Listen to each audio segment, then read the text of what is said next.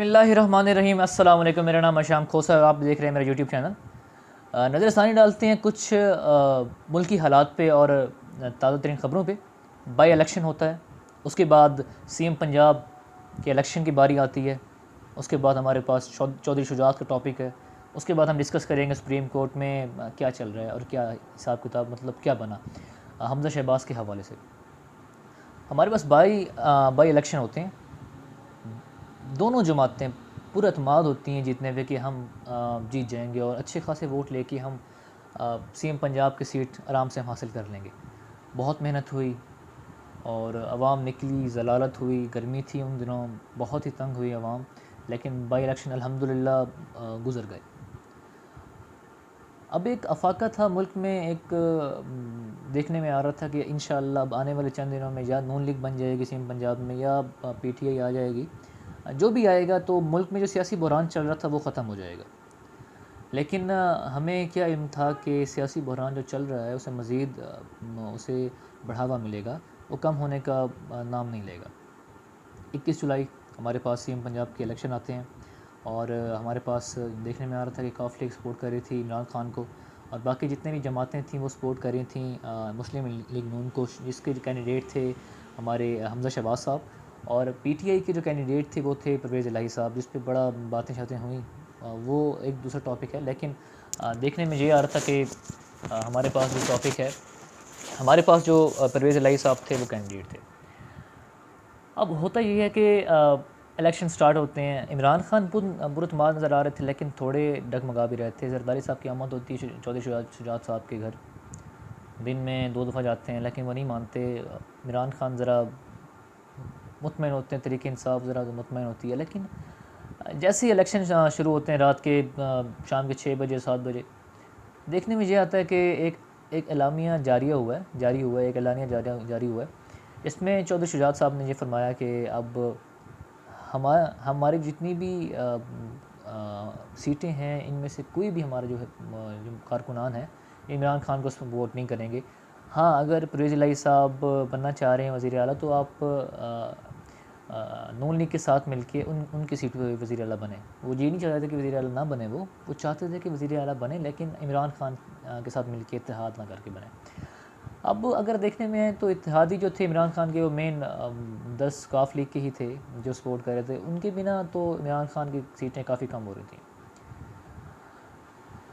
176 सीटें मेरे ख्याल में इमरान खान की थी और उसके बाद 189 सीटें जो थीं वो बन रही थी हमज़ा शहबाज साहब की। अब जैसे ही ये एलानिया जारी हुआ, एक तहलका मच गया सेनेट में और सुनने में आ रहा था कि कुछ नहीं होता, परवेज़ इलाही साहब को कहना मानेंगे, वोट देंगे, कुछ भी नहीं होगा। वोटिंग जारी हुई, हमज़ा शहबाज साहब इस दौरान बहुत पुरएतमाद नज़र आ रहे थे, अगर आप लोगों ने देखा होगा।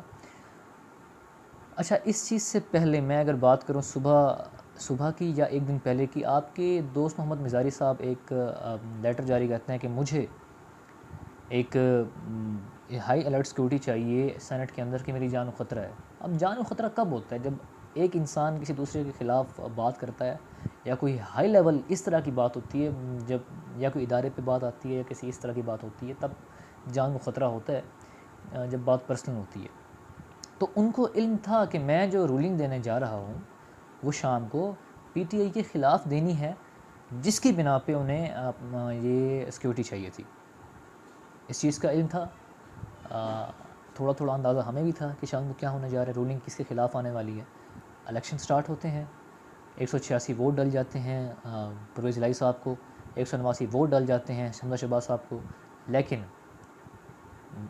आपको वो दिन याद होगा जिस दिन कासिम सूरी साहब ने वो लेटर निकाल के लहराया था। कल बिल्कुल ही ऐसा वाक़या पेश आया, उन्होंने भी जेब से लेटर निकाला, दोस्त मोहम्मद मिज़ारी साहब ने लेटर लहराया और दिखाया कि ये मुझे मसूल हुआ है चौधरी शुजात साहब से, तो मैं आपके जो काफ लीग के वोट्स हैं मैं वो काउंट नहीं करता और मैं ये लिख रहा हूँ कि आप आज के बाद जो वज़ीर आला हैं वो हमज़ा शहबाज होंगे।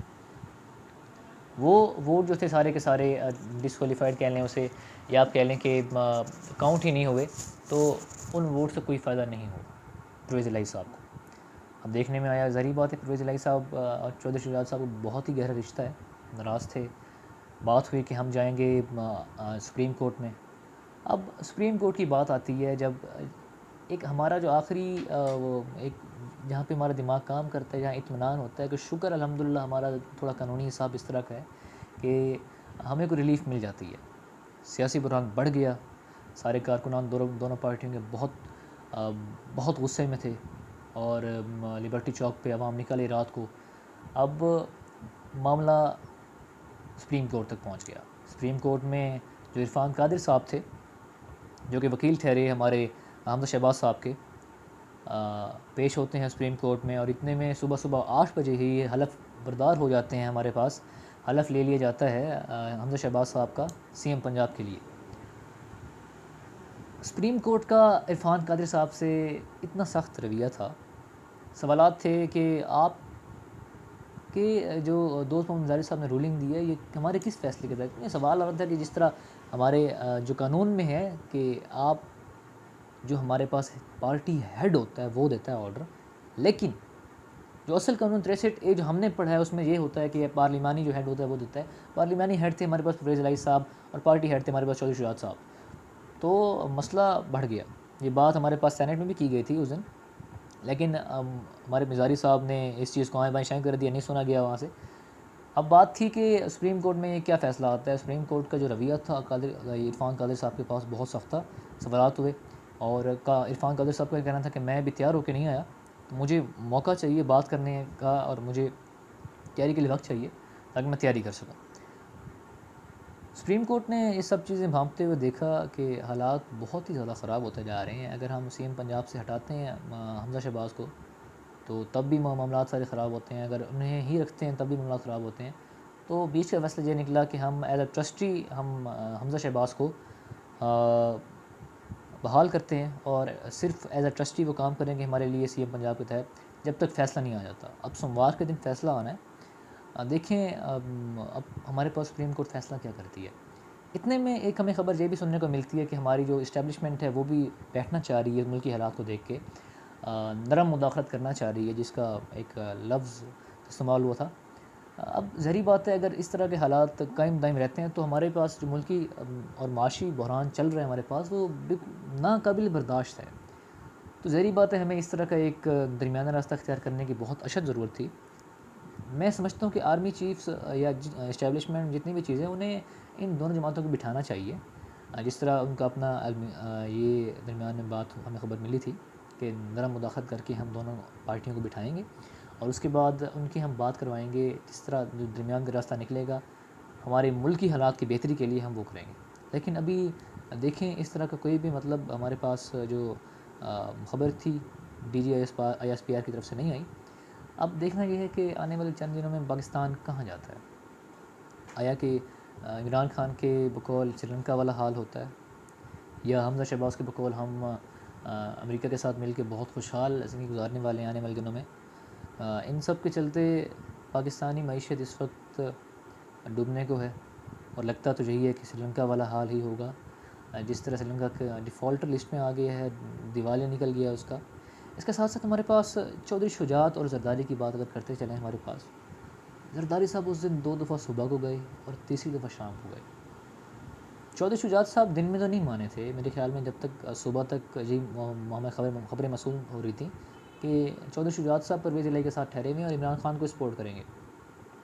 लेकिन पता नहीं क्या शाम को डिस्कस हुई, ज़रदारी साहब ने क्या दम करके पिलाया कि चौधरी शुजात साहब ने ये लेटर भी जारी कर दिया और परवेज़ इलाही साहब को इस चीज़ का इल्म भी नहीं था और वो परवेज़ इलाही साहब की जो सीट थी वो वहाँ से बस देखते रह गए, तुकतुकी बांधे, ना वो हलफ पढ़ सके। जो सपने उन्होंने सजाए हुए थे कि कल में जाके वज़ीर आला बनेंगे हम इंशाअल्लाह, जो उन सब ने PTI बहुत ही ज़्यादा पुरअतमाद थी कि वज़ीर आला हमारा इंशाअल्लाह आने वाला है और सुबह का जो सूरज होगा वो PTI का वज़ीर आला हलफ उठाएगा।